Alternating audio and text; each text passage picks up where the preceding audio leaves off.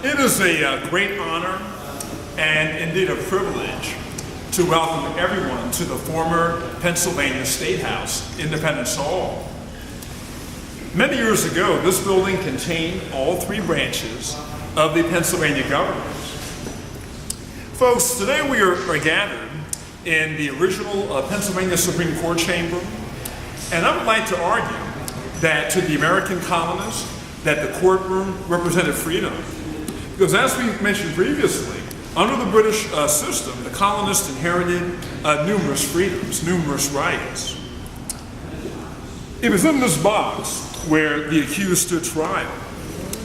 And one of the cherished rights that the accused enjoyed was the right to a trial by a jury of one's peers. As you look directly at this table, folks, in the center, at the time, the attorneys for both sides, they shared a common table. A lawyer could stand and defend a person's freedom before this court of law. Folks, would you kindly take a look behind you? You look directly behind you. You may notice that as you entered this courtroom today, that you were able to walk between the wide open arches. Those arches were designed to make this a welcoming place. Those arches remind us that the trials are both fair as well as accessible to the people. Ladies and gentlemen, members of the jury, in your opinion, does the person standing in this dock look innocent?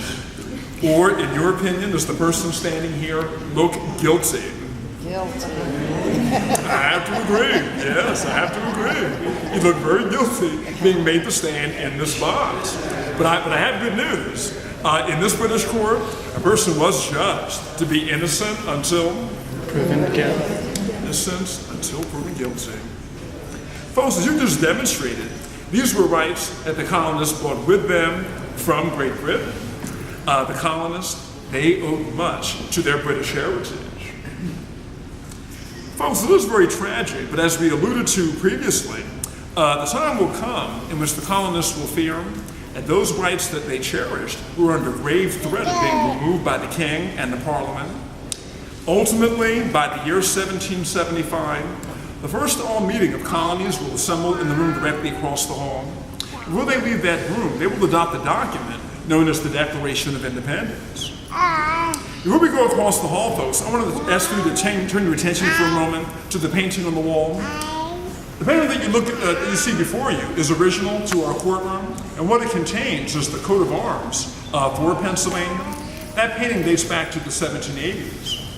But what if you were visiting this room at a time prior to July of 1776? If that were the case, then at the time you would have noticed a very distinct symbol covering the wall.